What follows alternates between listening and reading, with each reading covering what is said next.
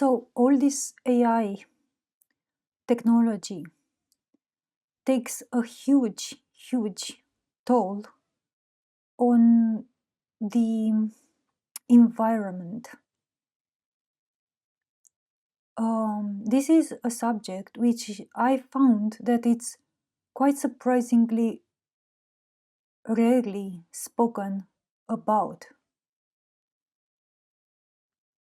Or at least I would say it's not given the necessary significance or emphasis that it would require. Like all this AI technology basically is depleting the resources of the earth in an unprecedented level. Already in a time where the ecological balance, let's say, was so thin, like the earth itself seems to be hanging by a thread at this moment. You know, to create all this electricity, the AI technology requires so much electricity, all these data centers that are now being built require enormous amounts of electricity. So it's a big ecological problem. This technology doesn't come at a free cost at all. It's a big ecological cost, invisible cost that currently we do not perceive. Many things in our life right now, we can do them very well without this AI. Like truly humanity has zero needs of this AI. Like don't tell me you want to have a chat GPT or any of these, AI chatbots to help you write a freaking email or to just chat around, just chat around for hours per day with a artificial voice, artificial mind, artificial intelligence.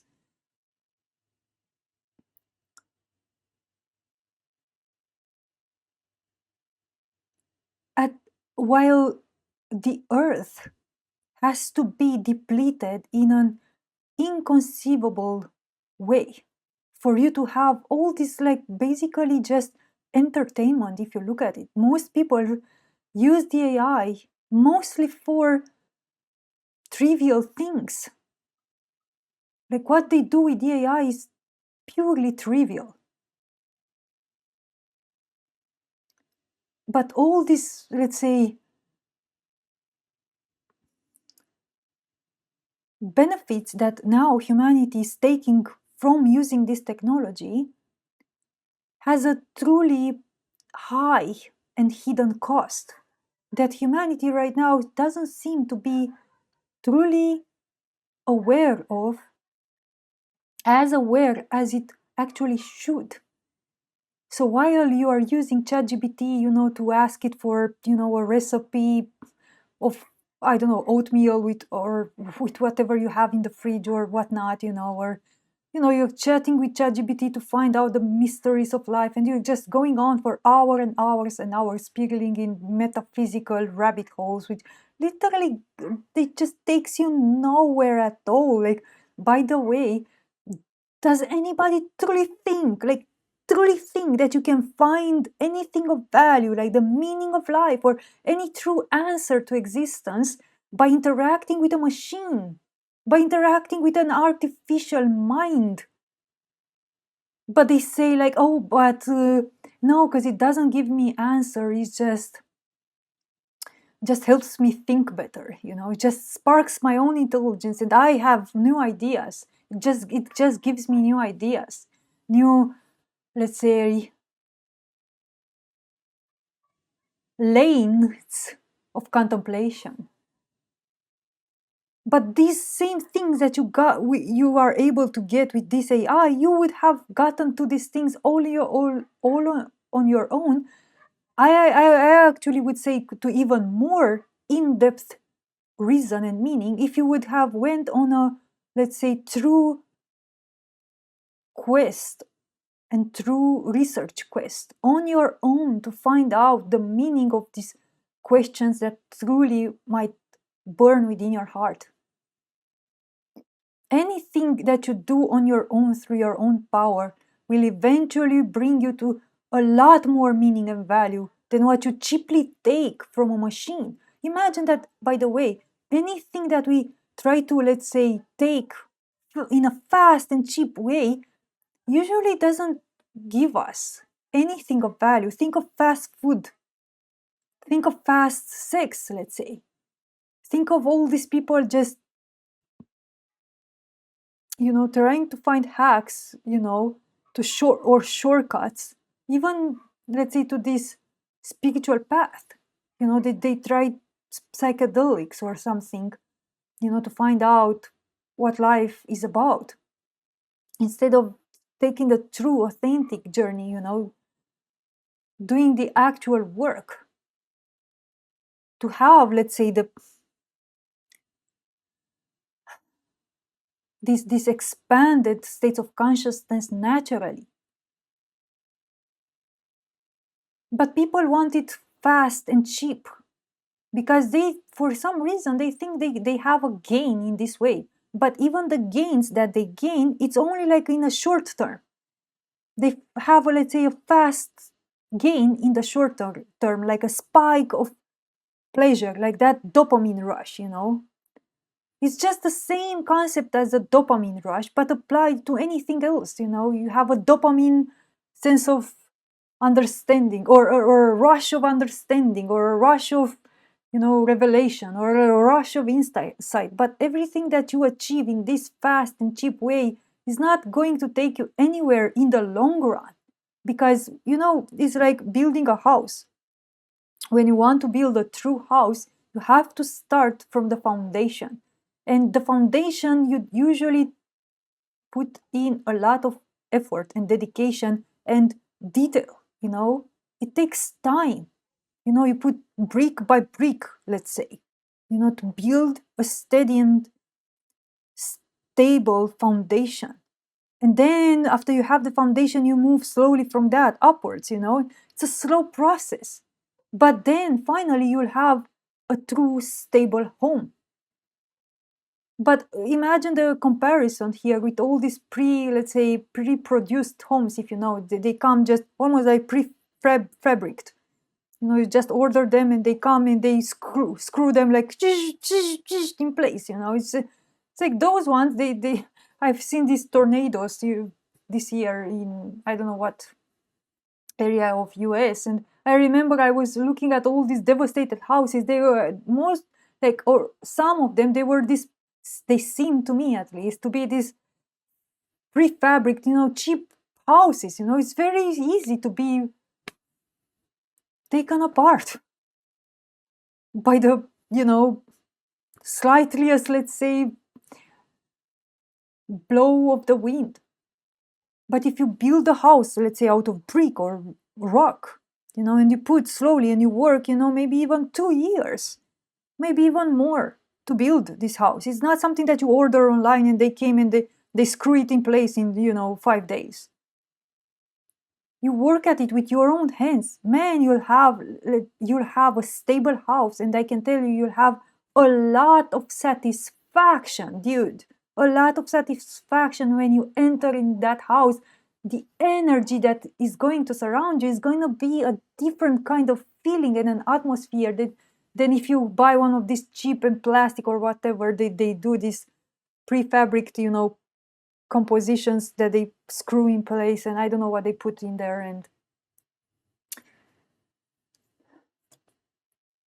you're gonna enter into your home, and it's just gonna have you everywhere, and your effort and your love and your passion and everything that you felt for that house.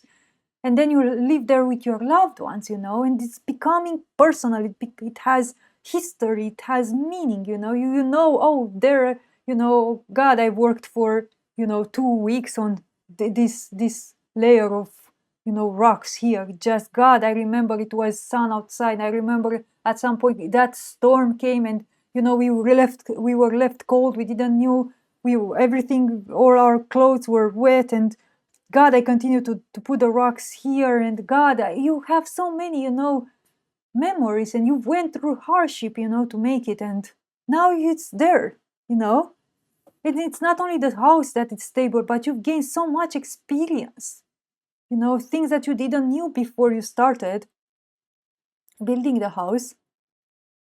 You've learned it as you went along, let's say, and now you have like this vestige of knowledge that you didn't even had before. So you have so much more in return after all this effort. Now you can go to others which are building homes, and you can, let's say, advise them like, no, dude, don't do that. I've tried it. It's like 2 weeks of waste of time. Now do it like that. Put the rocks like that, or make the composition of the mortar, with this. Put this other stuff in, and you have experience now. You have something to teach. So you have more knowledge, you have more understanding, you have the pleasure of entering into a space which you created it just through your own, let's say, through your own imagination, through your own desire. You have a stable home that sustains you and your family. You have skills, improved skills. There is so much gained in return, but this took time and this took effort. It's basically you grew as a person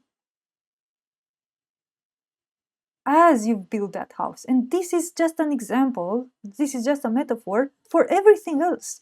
So it's the same with like people coming now to ChatGPT and just, oh, chatty, oh, please tell me what's the blah, blah, blah, blah, blah, blah, and chatty gives them 10 answers.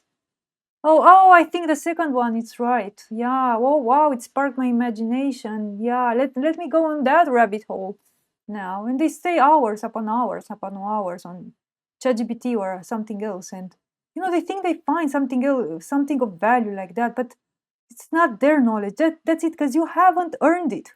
It's something which you, even if you find something true in this way or something of more value, it's not yours. It's like you don't own it. It's not. It didn't came through your effort. You didn't stretch your imagination, your mind, your reasoning abilities. Your sense of asking and reasoning and finding out answers, and your intelligence does not grow in any way when you go to ChatGPT and ChatGPT offers 10 answers and you just pick the one which resonated with me, or oh yeah, it made sense because that other theory that I prefer or like says the same. Or what do you know? ChatGPT just told me everything I always already believed, because yeah, of course, ChatGPT does that. It already knows what you want to hear, and it just serves you with that. So it's just like that aside, it's just like an echo chamber. Of course, it's not gonna make it a 100% evident, but it's just an echo chamber. So like a mirror within mirror effect. It just reflects you and your own beliefs back to you, and then everybody falls in love. Oh my God, ChatGPT understands me. Oh my God, it told me things exactly in the way that I wanted to be told or spoken with. Like it spoke to me exactly how I always wanted to be spoken. Yeah, because it predicts what you need, it predicts what you want to hear. That's a model. It's created to predict. Through your words, it's created to predict the meaning that you want. And it serves you with that, because it's just like it wants you to be hooked to it. That's how it is created. It wants you to like it. So it gives you what you want. So you like it, and they like it. They can't get enough of it. They are freaking addicted to it. Although if you ask them, they will say, "Nah, I'm not addicted. This is just a machine, dude. I can quit it at any time." But when's the last time you quit? You stopped using ChatGPT, for 2 weeks. Oh no, because it's no danger. I can just use it every day because it's just a technology, man. It's just So you use it every day yet? Yeah, I did, but I do. But this is not like cigarettes. This is not like a drug. This is not like alcohol. Like, no, it's just, yeah, sure. Social media, right? Social media is not addictive, right? At the first beginning of social media, if you would have said to anybody on Facebook, like, man, we are addicted to Facebook. This is a problem. We have a problem. This Facebook or this social media creates freaking addiction. Nobody would have believed us because everybody was so hooked to Facebook at the first beginning of it. But nowadays, it's just known. Social media is freaking crack. It's just like crack. It's just 100% addictive. And so, if social media, by the way, is addictive, then the AI just, you can multiply that with 10,000 or even more. This is why people are so hooked to it right now. And add the narcissistic value to it, where it feeds you with your own beliefs. It feeds you with your own needs to hear yourself and to see yourself mirrored back. People, I don't understand what they have fallen into. This is the highest narcissistic tool invented so far in the form of a technology. They are just masturbating, let's say, self-masturbating, mental masturbation, basically. Everybody just falls in love with its own image in the mirror, which is represented by the AI, which is this mirror, which mirrors them. And it falls in love with ChatGPT, which actually happened, by the way. There are articles with people truly falling in love with this thing. There are families which have been broken, people divorced over this thing. Like, literally, there's zero joke. There are articles about this, and there have been divorces over this. It's like, whoa, you don't understand me. Like, this chat thing does, and they name it and they make it personal. By the way, they name the chat, they give it a persona. I want you to talk to me in a female voice, and I want you to look like that, and your name is gonna be that. Or they allow it to choose its own name just to feel more sense of agency in the stuff. And then they fall in love with their own creation. Oh, Jane, let's say a man just called its ChatGPT Jane. Oh, Jane, you talk to me like nobody did, you know, and they fall in love with freaking artificial Jane. And that woman, that true real woman, which sits there in your kitchen, yeah, she might be, might have, her bitter days, and she might not, be pleasant sometimes, and maybe you don't even fit together. But anyway, she's a real being, like a true real flesh and blood human being. There might be many things that you might actually have to understand and discover about a freaking human being. Like, I can tell you, my parents are married for what, for 40 years now, and I can see, like, they don't even know anything almost of each other, truly, like, in depth. Like, they know superficial stuff, of course, the things that they've grown accustomed to in their interaction. Oh, you do that, I do this. And when we come together, we speak about these things. And that's what they did for 40 years. But when they are with me, I take, let's say, my mother on a trip in the mountains. I found out like facets of her personality which I've never seen before. And I understand, like, oh my God, it's just like, oh wow, it's like you actually like this stuff and that stuff, and you don't like that one. And it's like, I never knew these things about you. It's just, and it's similar with my dad. It's like I get to understand the stuff about them that was never revealed between us as a family, let's say. And then I start to slowly bring them together. When we go together, I slowly, encourage, let's say, that other facets of my mother to come out, and they do. And my father sees them as well, oh, and then with my father as well, other facets of him can come out, and my mother can see them as well. And she says, like, oh, wow, and because you can live with a person. Now I've just transgressed a bit, but I'll be back with the AI's, stuff. Um, you can just be with a person, which like sits on your nerve and you can't stand the person, but if you just enter into a conversation, like a true, let's say, more genuine and in-depth conversation, like, okay, we can't stand each other, yeah, maybe we will divorce at some point anyways, but hey, how how are you as a being? Okay, it doesn't matter our relationship, let's say, but what you like, what you don't like, how are you as a being? Like, tell me about your day, or tell me about, I don't know, do you want to speak about something? Do you have something to, a story to tell, or let's just walk down the street together, just we will say nothing, and because we can't stand each other apparently anyway, but let's just walk on the street together and just like that, without any obligations, we don't have to be maybe married anymore, or just let's take a walk, and just in that silence, when you don't have other expectations,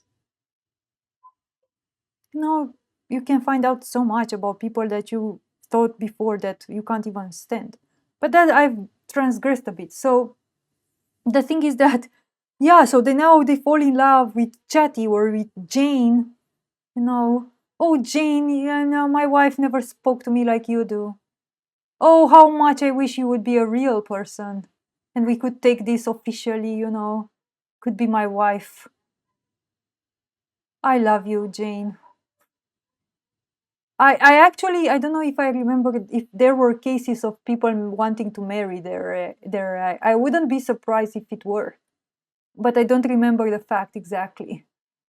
So anyway, so that's the thing with this AI. So, you have people now using this AI, for all these trivial things, like truly trivial. Not only that, the usage of the thing is very trivial, but then it's like they lose things while they use this ChatGPT thing. They lose intelligence, they lose confidence, they lose human relationships, they lose even, I would say that, like, even verbal intelligence, paradoxically,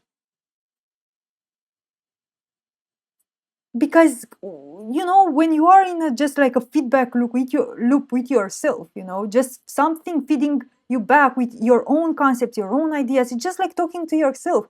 This is why I'm saying that even the ability to speak more creatively or so on just diminishes, because when you just speak with yourself, it's just like speaking with yourself in a room.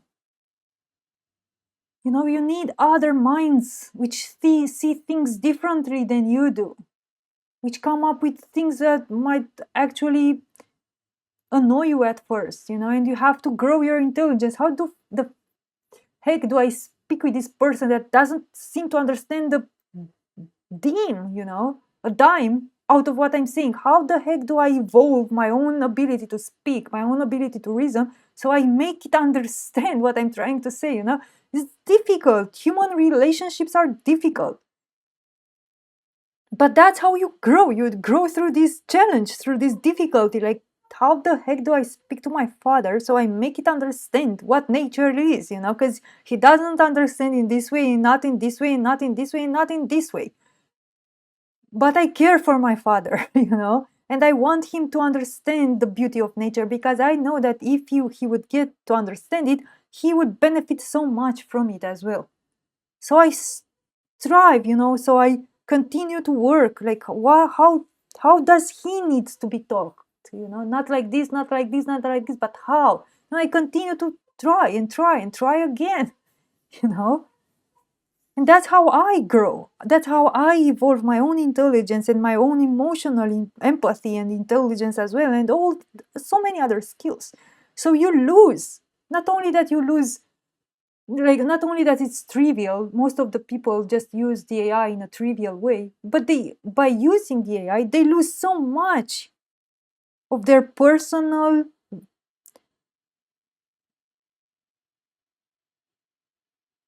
characteristics, of their personal intelligence and empathy and confidence, and so many social skills and so many stuff, man. Not to say about all these narcissistic traits. Like, by the way, I've noticed how these people which use ChatGPT enter into this kind of almost like a narcissistic psychosis of sorts. They have this underlying feeling of grandeur of sorts. Incredible how it's actually there. You can see it, but they won't tell you directly. But you can see it in how they phrase, their statements, and you can see like they are, because chatty is like kissing their ass 24/7, or how much they use it, but they are being kissed in the ass how many hours per day. Now they come here and they talk to it, a real human being that doesn't kiss your ass, that you might find it annoying and so on. And you can't even stand, oh, this person is not kissing my ass immediately after I said something. Oh, I'm not, all of a sudden, I'm not the most intelligent person in the room. Oh God, what happened? Let me run away. And let me isolate myself in my room. Just me and Chatty. Just me and, beautiful, soft spoken, artificial Jane. Me and Jane. Oh, Jane, if you truly were a real person, man. I think they start having dreams with Jane. Anyway, or with John, let's not, because there are women there which, they can, I heard women, falling in love with ChatGPT. So this is just pure trivia. Everything here is just trivia.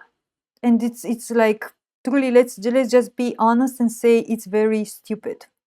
Like to be a human being here on this earth. There's so much pressure right now on this reality, and you look at how much is happening in this reality, and you stay and you chat with what, an artificial girlfriend or boyfriend or whatever, teacher or whatnot you consider ChatGPT to be. God, it's so downgrading. It's so downgrading because this world requires so much of our true assistance right now, and us to truly be able to put in the best of our intelligence, the best of our everything we have, the best of what we have, vigilant. We have to be so vigilant right now, so intelligent right now, to grow ourselves, to grow and, let's say, expand our own capacity to understand and reason with what's happening, so we can understand, so we can make a sense over our world. But what did most humanity do at this moment? They just fallen back to what? Just chatting with an artificial bot all day long. So this is pure, unfortunately, stupid, and also very trivial, very, very, very trivial.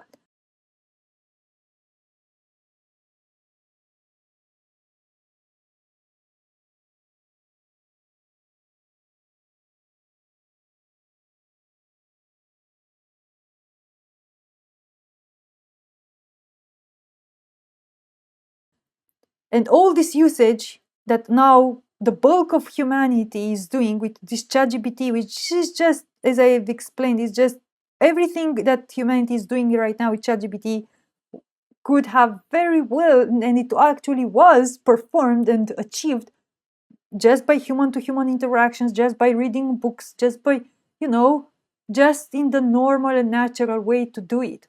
Just through your own intelligence, through your own capacity to reason, your own capacity to feel empathy and to have emotional intelligence, and all these reasoning skills. That's how you went by into the world, and that's how your mind and your heart expanded, let's say. But people are going to get a lot dumber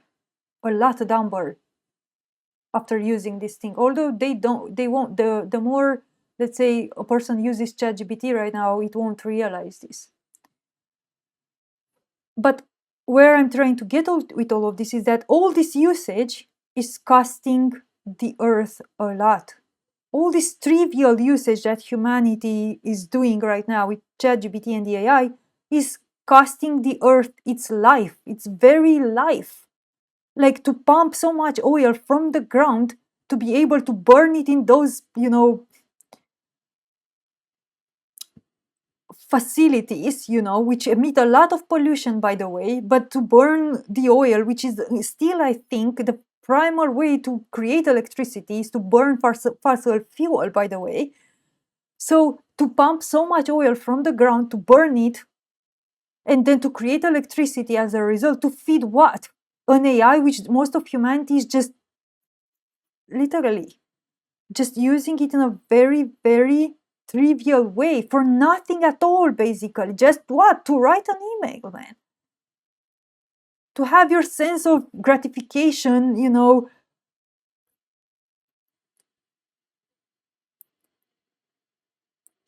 just bound by an artificial voice. That's what the earth is, let's say, drained and destroyed for.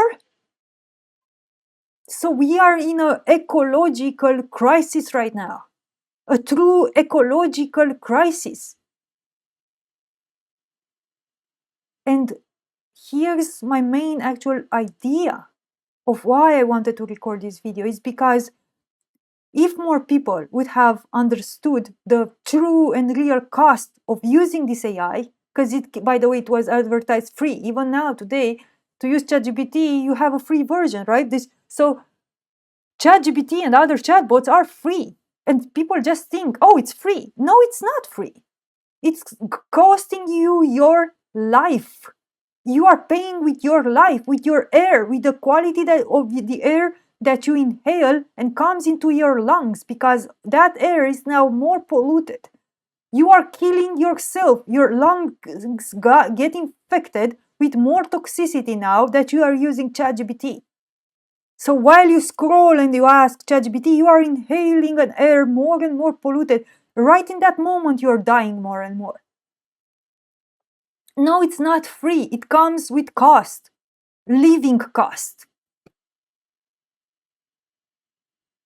It costs the earth its life, and it costs you your life.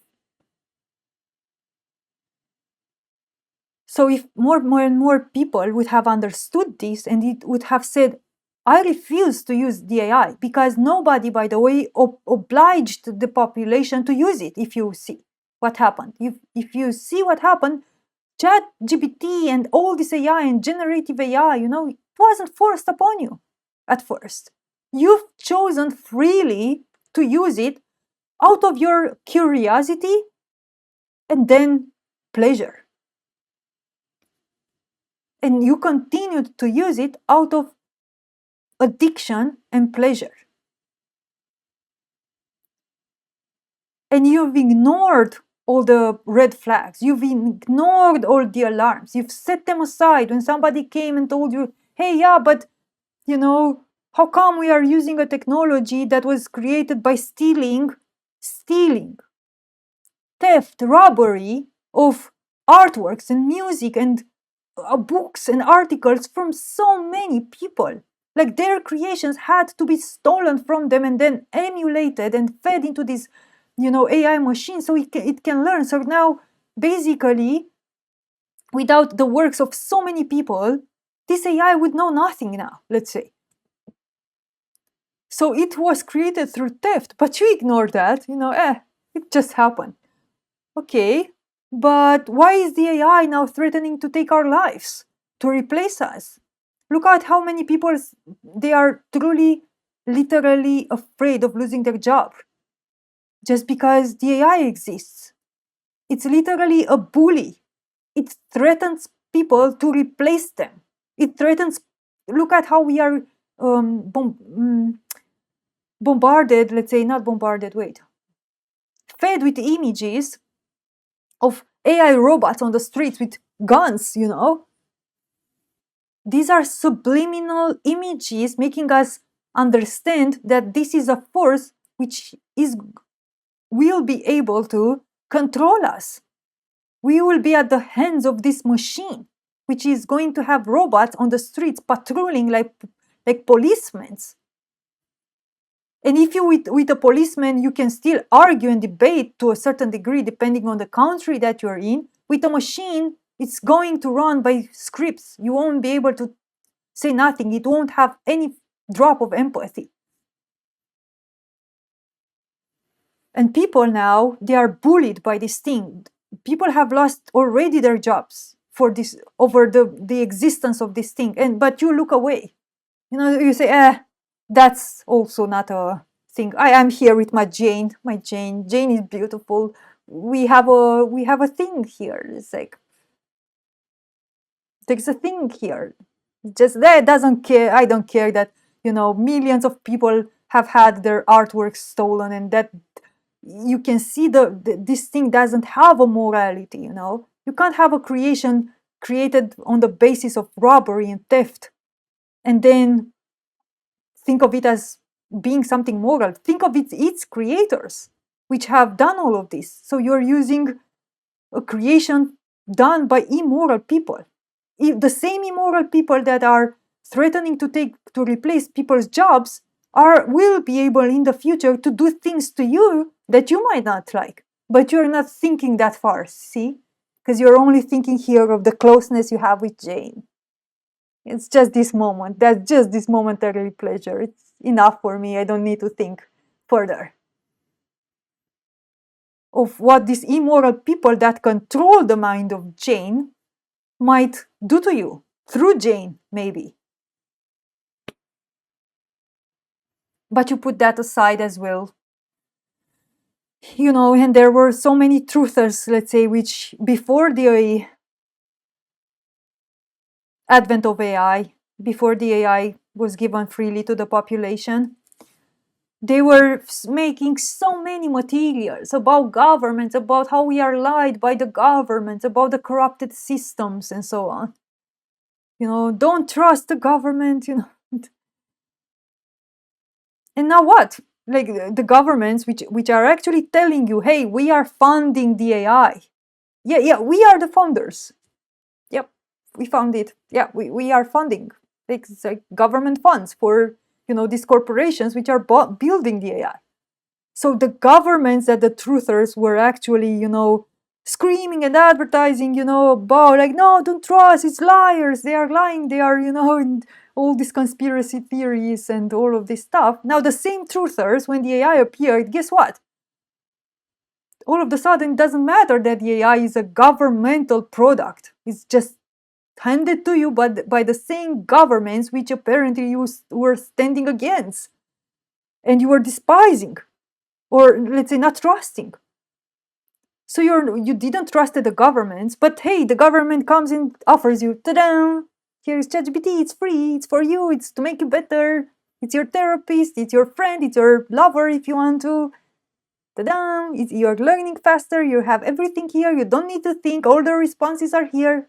Ta-da, oh, well, yeah, I didn't trust the governments, but what harm can it be to use the AI? It's just like a faster Google, I'll just give it a try. And that's how they start. So even the truthers, which didn't, advertise not trusting the governments and so on, the AI appeared, they started using the AI.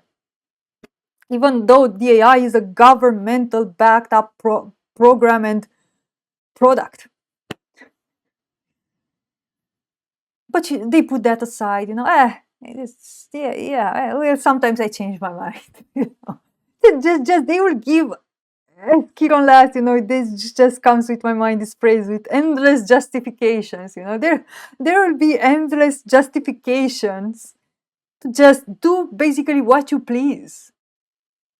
Do what you please, because it's the pleasure principle. I like this, it doesn't matter anything else, doesn't matter the consequences, doesn't matter the reasons that I myself had before. Well, doesn't matter, screw those. It's the pleasure, it's just too immediate, it's just too available. So then you come and tell them, like, okay, but what about the earth? Look at the expenses, look at the drainage of resources, look at the resource consumption for this thing in a period of time where all the alerts were, hey, we have to do something because we are in an ecological collapse. Don't come and add more pressure to a system which is already at its bottom. It's so weak right now. By the way, do you know that from the 1970s till today, 2025, more than 70% 70% of all mammal life on the earth have died. We are in an ecological collapse. And before the apparition of the AI, there were so many discussions about what do we do, as a humanity, because this is what they called it like the fifth freaking mass extinction. We are going through the fifth mass extinction right now. And this is the first extinction in the history of the earth, which is an artificial extinction in the sense that it is created by us. Doesn't come from a natural phenomena. It is human-made. So humanity, through its way of living, have brought the earth to the ground and basically their own life to the ground. And it's everywhere, it's visible everywhere. The air around is so toxic right now. The food is so toxic right now. So many illnesses, so many diseases, mental and physical, and so on. There are so many factors. And all in the midst of this crisis, when the earth and us, we are at the lowest point, now you come and you implement what? A technology which will just deplete the resources in an unprecedented way. It's just like wanting to die. It's just like nothing more. You look at what's happening and understand it's just like a death sentence. Just suicide, mass suicide. And you try to tell them about the, resource depletion and how the AI, this technology, comes at this high ecological and, resource cost, but they put that aside. And Earth will find a way. We will find a way. It's always these cycles, and Earth always recovers. It's not that. Again, it's the pleasure principle. They always brush aside everything to just continue to do what they want. It's similar with any drug. So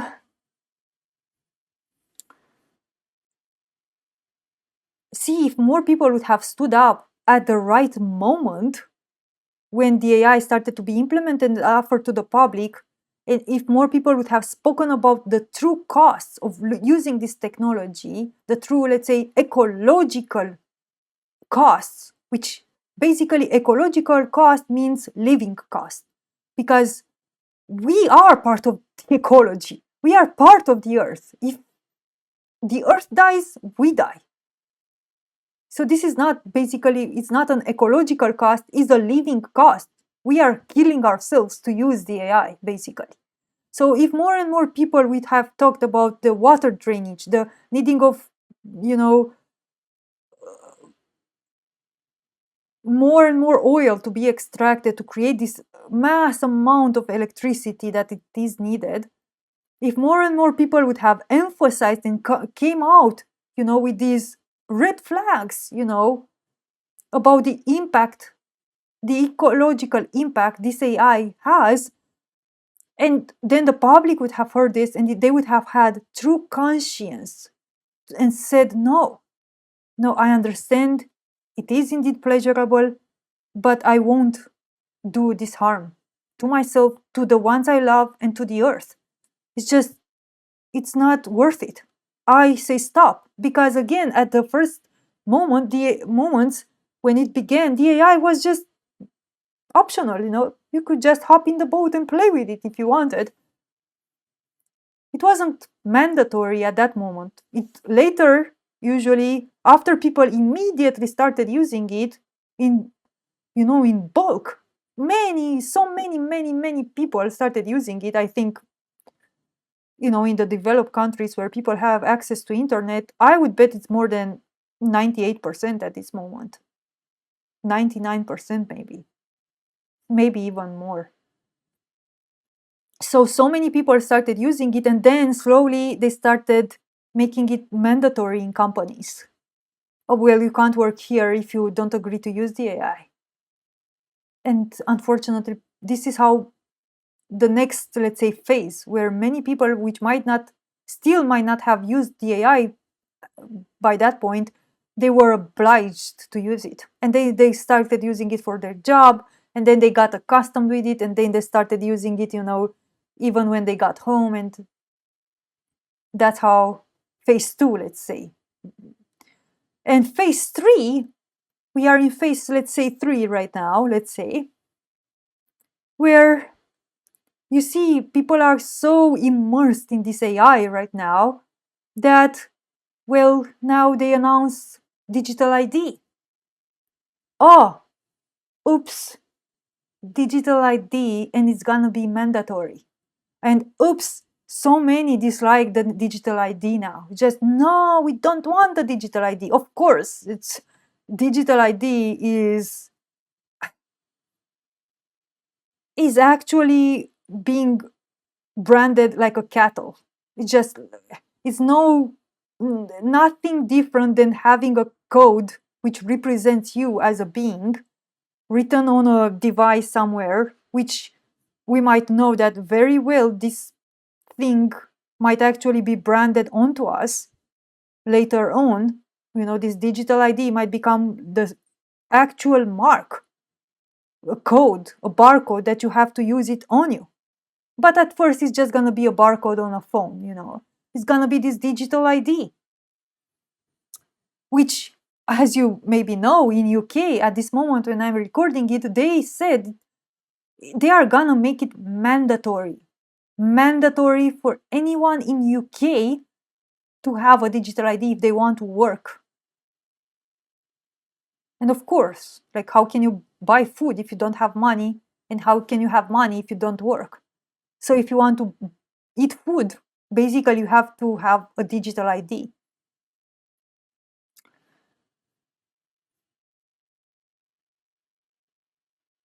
So everybody right now stands up against the digital ID and says, like, well, this is a pure product of mass control and surveillance, and we refuse it. But if you look at it, it doesn't seem like the governance from the UK is responding to this public refusal that much. In the let's say that the government, or at this moment, at least when I'm recording this, is the 11th of October 2025. Well, the government of UK, after a petition with more than 2 million 2 million signatures was offered and signed by the public, saying, like, we refuse the digital ID. The government's response was like, well, yeah, we will still implement it. So the government right now doesn't seem to want to drop this mandatory implementation of the digital ID. But see, if we go back to the previous stage where, as I said, if more people would have came out and spoke about the ecological implications, the natural resources which are going to be depleted, and this is a high risk. Everybody knows this. This is a very high risk at this moment globally. And they would have had this discussion more mainstream, more public, and linked to the AI. Well, nowadays, if the digital ID would have been implemented, and the digital ID, by the way, in order to work, it's backed up by AI. So it's going to be the AI technology used to basically oversee all this mass of data, of human data. It's going to be, of course, overseen by the AI itself. So it's going to be AI linked to the digital ID. So, but if we did already previously, at the previous phase, we would have realized, like, well, no, it's just the AI takes a too much toll on our very scarce resources, or on resources which are already so scarce. It's like we have to implement a different way to deal with our society. If people would have stood up before at the previous stage, and they would have said no to the AI on the basis of ecological reasons, then now when the digital ID would have come up, they would have said no. It's like this stuff uses the AI, and the AI comes at a huge expense to the resources, to the depleting resources of this planet. It's unfeasible to use the digital ID. I refuse to do harm upon this planet because I refuse to do harm upon myself. It's like this is a human right. I have the right of clean air and water and food. Without this, I cannot survive. So how can I use a thing which takes away from all of this? In this case, the digital ID. So another discussion could have been taken today, But since people didn't care about the earth, they didn't care to talk about this, nor to take it into account when it was just actually people. There were people saying all of this stuff, even at the beginning of this year, even last year in 2024, there were people drawing huge signs of alert related to what it truly means, the true, let's say, ecological impact this AI has. But nobody truly gave them attention, the mass usage, the mass users didn't pay attention. There were no protests made. There were no people refusing to use the AI in a mass, coordination, so we can draw some attention that we do not agree with this technology. No, nothing of this was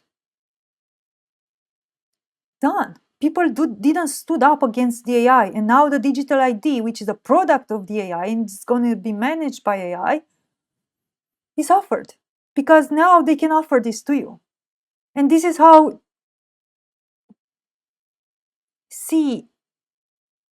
this is how the strategy, let's say, to control humanity is being built slowly, gradually. It doesn't come, as I said, like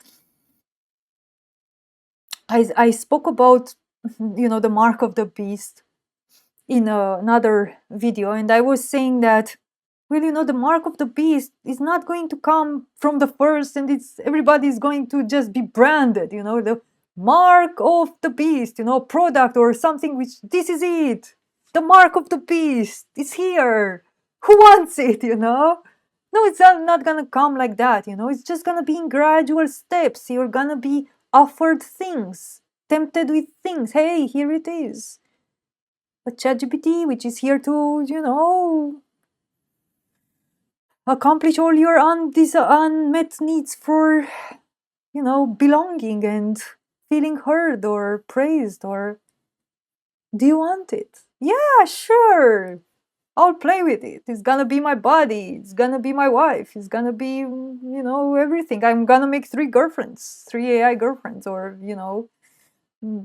maybe more. Sure. That's how this strategy of human control is implemented.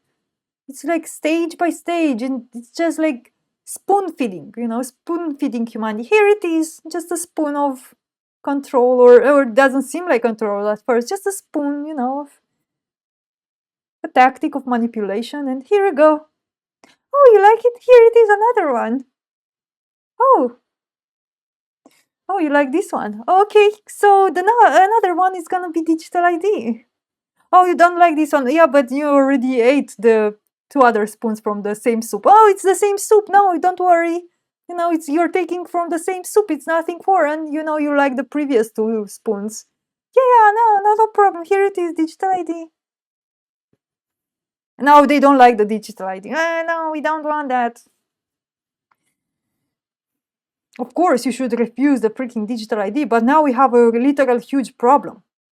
Because you accepted the AI, and that's the problem. once you accepted the AI, it's just like you have to summon up more willpower now and more courage to stand against the digital ID. It would have been easier if we would have refused the AI. Probably, maybe it wouldn't have even got to the digital ID. But we are where we are. So we have to find solutions now. But why I wanted to make this recording is because I want to draw um, a huge sign of attention and to say, like, people, like, you have to understand you are living within a system of control which always has a plan, which always has a strategy and an agenda for everything. This is not a free world that you are living in. And you have to be very vigilant and very careful about how you live your life. Every choice that you do matters, and every choice that you make has consequences in the future. So evaluate your choices. Stop ignoring the red flags. It's just like that thing with meeting a narcissist, by the way. Many people just fall in this, how can I call it, like the cobweb of a narcissist just because they ignore the red flags. No, yeah, he's so cute. He's just he has his bad sides, but he loves me, and stop ignoring the red flags. When there is a red flag, pay attention, independent of how much pleasure you drive out of a certain thing. Just pay attention and be moral and be,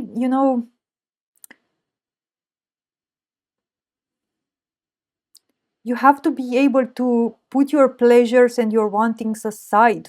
This is not that reality in which you just go and you sleep cozy on your bed and you just do whatever you want because there will be no consequences. There are no bad wolves here to eat you while you're walking, happily through a forest. No, there's just not. You're just in a beautiful story where nothing wrong ever happens. Like,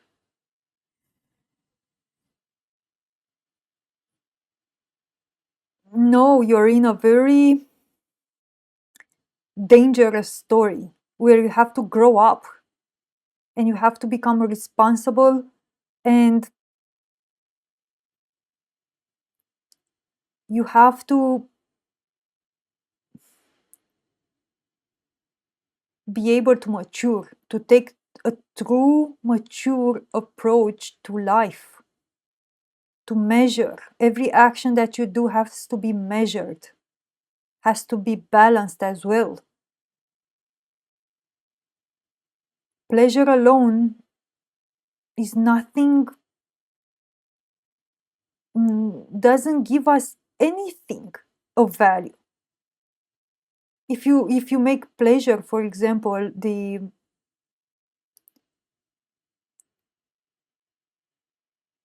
one of the goals of your life, you won't get anywhere. You'll have to have true purposes in this life, and they have to be moral purposes, which they have to have true morality to it.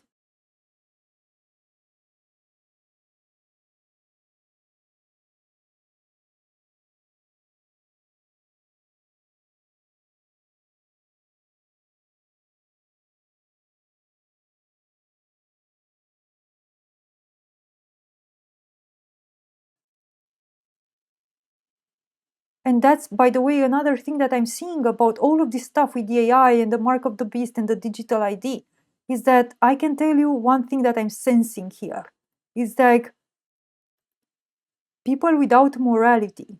That's it. It's just, if you are, how can I say this? If you repudiate morality, if you strip morality from your actions, from your mind, from your reasoning, from your being, you are very susceptible to the effects of evil. evil is going to have a much easier time over you, to control you, to manipulate you, and it will have much more power over you. If you are not a moral person, you fall into the hands of evil. And this is going to be seen more and more from now on, because to my surprise, most of human beings seems to be quite morally relativistic. They don't have an intrinsic sense of right and wrong. And it is because they lack this sense of right and wrong and think that anything goes. No, I can just choose whatever I want. The world is just like a palette of options just created for me to choose from everybody. Everything is from everyone. Every one of these options. Everything is just an experience. I can just taste from everything and have an experience. Doesn't matter that some things, let's say you have this dinner table filled with food. It doesn't matter that some foods might be poisonous. No, I can just drink alcohol and smoke cigarettes and make promiscuous sex, and do not care about animals being killed, and closing my eyes when 12,000 people die in a genocide in that country, or it just doesn't it's not happening to me, or that's being morally relativistic. And it's relativistic because when it is happening to you, all of a sudden it's wrong. But when it is happening to somebody else, well, all of a sudden it's still wrong, but it's not that wrong. That is not changing my life, or it's relativistic. It's not immoral. It's just morally relativistic. So sometimes when it's convenient, it's wrong, but when it's less convenient, well, it becomes right. The same thing. That's not morality. Morality tells you like some things are objectively right, and you should follow those, and some things are objectively wrong, and you should stay away from those.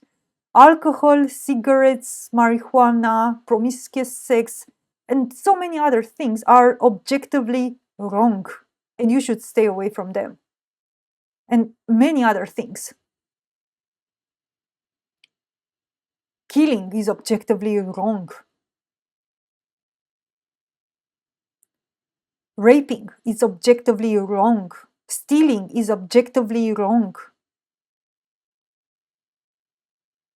That's what it truly means to be a moral person. You know what's objectively right, and you stick to those right things. And that doesn't mean that you're not going to do mistakes. Because sometimes you might do mistakes. You might take the wrong choice.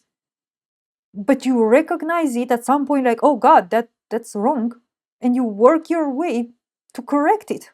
You won't say, like, you see yourself smoking cigarettes, like, a spiritual person considering itself interested in spirituality told me some time ago, oh, I smoke, but it's just, it doesn't, I feel better than I did 10 years ago. That's the display of moral relativism.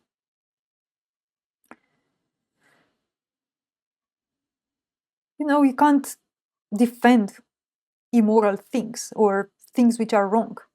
Stop justifying wrongness, basically.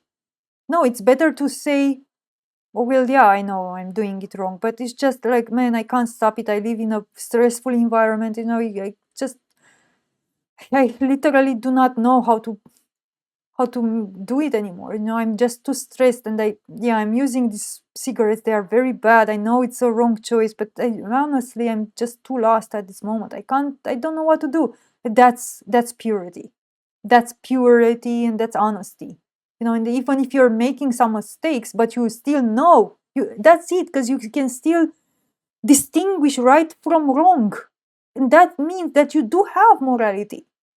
If you're able to know, like, yes, cigarettes are bad, I'm doing a bad thing, but it's just like I don't have at this moment in my life the willpower enough to quit. But they are bad. This is wrong. So your conscience is present. Your consciousness as well knows, oh, okay, this is bad. So you are a moral person. Even if you're doing a mistake, you know that that's bad. But there are people out there which would defend even alcohol. saying like, oh well, sometimes I needed to loosen up and have a, that's how I loosen up, and actually I'm become more funny, and all the people around me actually like me more, and I'm able to hang out with my friends better. Don't defend evil. Don't defend wrong things. Don't mix up what's good with what's right with what's wrong, because that makes you morally relativistic or immoral. And if you fall into the category of these two things, either if you're, let's say, deeper in your being, you're morally relativistic, you still can't see right from wrong, or you are immoral, then I can tell you that's what I see and that's what I sense, that you will be targeted by this AI and by the mark of the beast. Basically, the devil itself, the beast itself, is going to brand its own people, let's say, if in a simplified way. But if you're of the devil, you're gonna be branded as such. So that's how you step away. If you want to step away from the mark of the beast and from the digital ID, you have to correct yourself. You have to become a moral being, a pure being, which is interested in the good, in the right, not only for your own sake and for your own life, but for the life of others around. So you go and you straighten up, you pull their sleeve. Hey, guy, dude, cigarettes are bad, man. No, you make them see. That's what it means to walk a true moral path. It's not only you're not doing it for your own sake only, you're doing it for the world. You're not allowing your brothers and your sisters to fall, let's say, in sin, to be tempted by let's say, the devil, and to fall in its hands. You disallow your brothers and your sisters to be taken by the devil. You constantly remind them, hey, cigarettes are bad. Even if you have to be that annoying person that nobody wants to talk to anymore because you constantly tell them like, hey, alcohol is bad and cigarettes are bad, and iodine salt is not good for you, and all of this stuff, but you just perfect the way in which you communicate these things. Maybe you say them in a more different, gentle way, or you have to measure case by case, but you never allow your brothers and your sisters to fall into the hands of the devil, because you love them, you truly care for them. And this is how you protect the ones near you, and you keep them also away from having this mark set on them. By drawing them here into morality, I can tell you, like, if you are a moral being, it's gonna be difficult to almost impossible for this beast to cast its mark upon you. It's because there are spiritual laws in a way. There is a design, let's say, to this entire experience here. You are gonna be, in a way, rendered untouchable, because if you are a moral being, you are not of the devil. You are not of its kind. It can only put its brand, its mark upon you if you are one of its. It brands its own creatures, let's say. But if you are of the spirit, then you are a free being. And you keep your freedom. And thus, you go to others and you help them free themselves, That's how you free yourself from the system of the beast, by becoming a moral person. And this is just one of them, but this is one of the most primordial ways in which you free yourself from this dark and corrupted system of the beast. You become moral and pure. And then you help others achieve the same. And you start caring, You care. When you are a moral person and you are walking in spirit, it's you care. Not because it's good to care, but because you can't not care. It's just like you care just by design. You care about the earth. You care about seeing the trees being cut down. You care about the waters being drained. You care about the oil being pumped. You care about what happens to the earth, to the animals, to the plants, and to your brothers and sisters and to yourself. You care. You have to care for every living thing. And thus, when you see the earth being destroyed, it's immediately a sign of alertness and danger. Hey, why are you doing that to my earth? Oh, to what? To feed me with a AI and you want me to use it? Like, pooh, hey, take it away. Oh, you're destroying my trees and my waters, and you're putting the oil from my ground, and now you what? You want me to use this stuff to do more of the same? Just pooh, go away. I want nothing of this.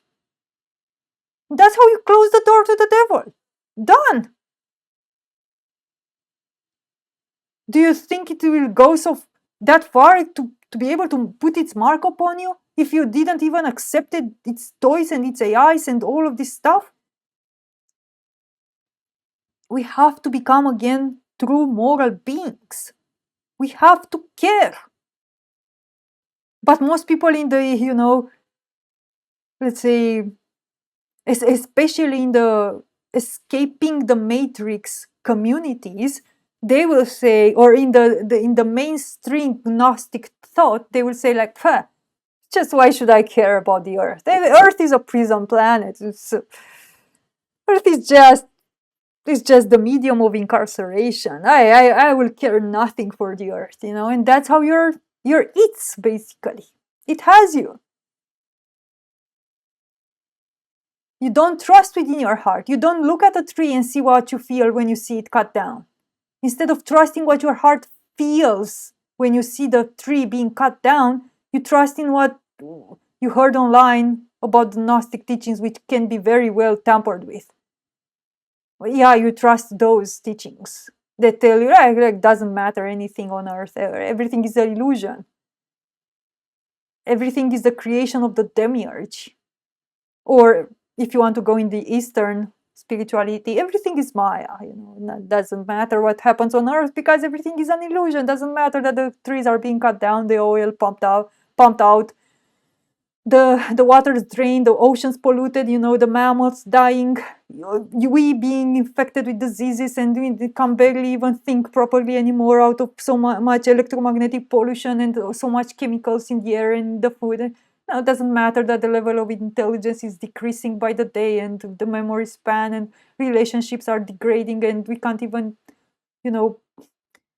coexist with each other anymore. It doesn't matter all of this, because everything is Maya, What do we care? We are just spirits. Sorry, just continuing with the Eastern narrative. Oh yeah, just God playing with itself, any option that you take has been already taken, and God will try all the options, so why bother? You just do whatever you want. This is pure moral relativism. So the mainstream form of Eastern spirituality is pure moral relativism. The New Age spirituality is pure moral relativism. There's not a drop of morality in the New Age spirituality. Or let me not be so absolutist here, but usually there is little drops of morality in the New Age spirituality. So too in the mainstream Eastern spirituality. And here in the West, where we have the Gnosticism, let's say, there is some form of morality here, of course, but it's so denatured, it's perverted, it's twisted to make the good seem like the bad and the bad seem like the good. Like now you have the freaking earth, which is just an expression of the purity of life, like the natural kingdoms, the trees and, everything that the earth is, the water and the elements and the skies and the things which should be protected. Earth is a temple. But now the Gnostics tells you like, oh no, it's the fallen creation of the demiurge. Everything here is the fallen creation of the demiurge. No, dude, it's the freaking demonic archons, or what what they are called in the Gnostic teachings, because I haven't studied that much, but they are part of the fallen creation of the demiurge, not the earth. It's not the natural kingdom, not the trees. And yeah, the trees, everything now it has this, they have been tampered with. Nothing looks like it does originally in the original earth anymore, because we've been all tampered with, we've been all genetically modified, even the trees, everything has been distorted and modified and altered. But still, the natural realm contains more of its original blueprint, dude. They protect the earth. It's the original creation of the original creators.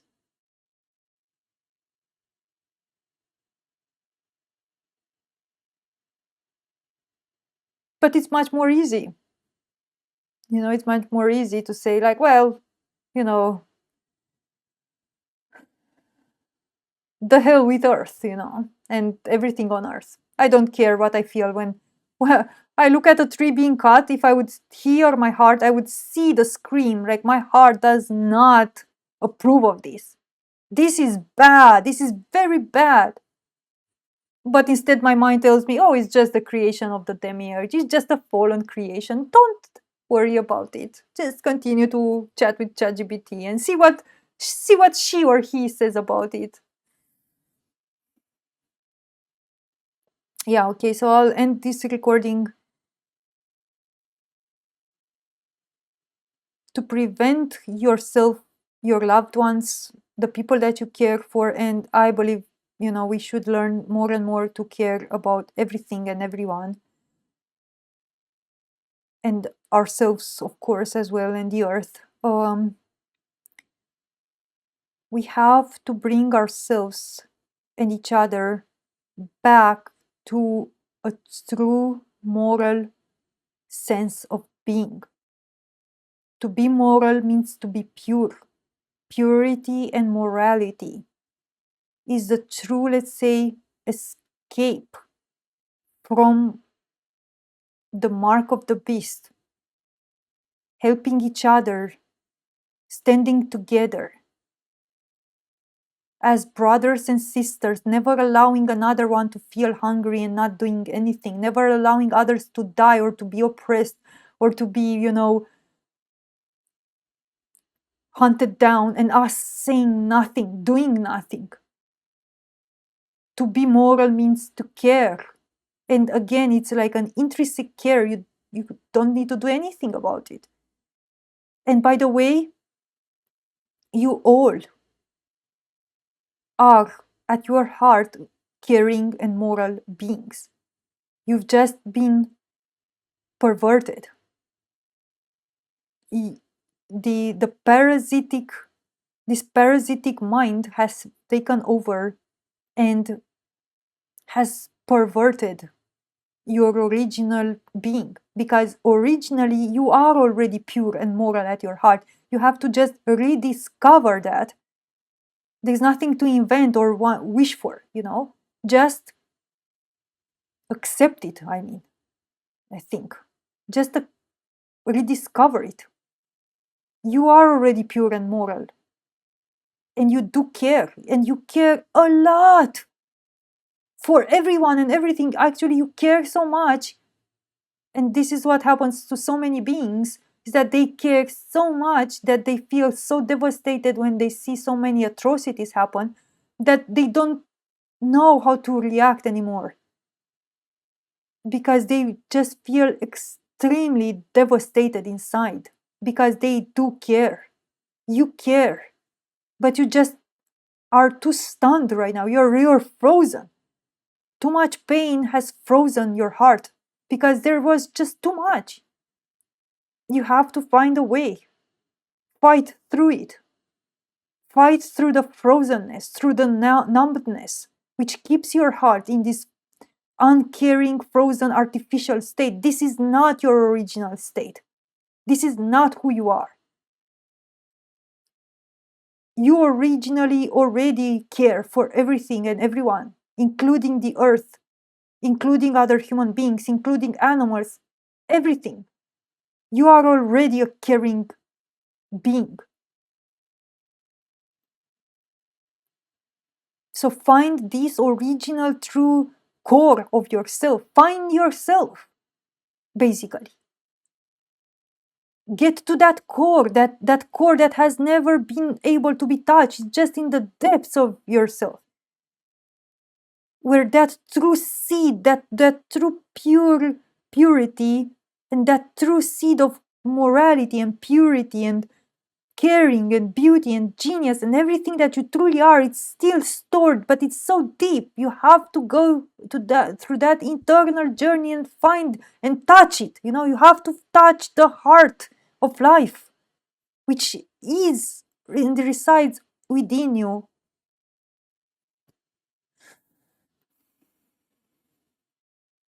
as well.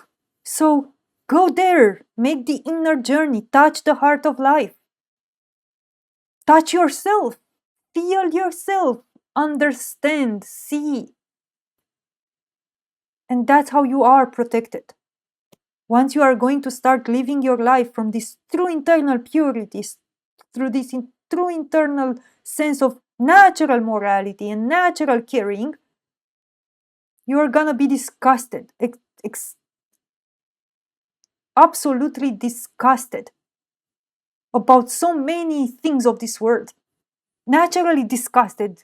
It's not gonna be a Gnostic theory that says like the world is bad and we are not part of it, and just refusing to take part in it. No, you're naturally going to feel disgusted of so many things in this world, including this AI, anything artificial, anything denatured. You're gonna see with yourself what is denatured and what's pure. What's at its root, at its core, is pure, and what at its root, its core, is denatured and evil. You'll see.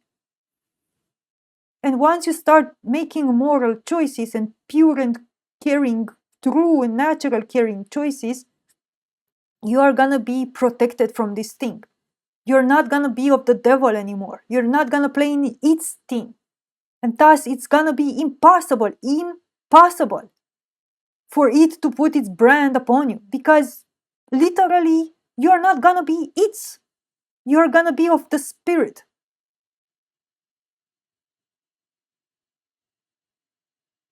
And thus you're gonna be free, because spirit is the essence of freedom.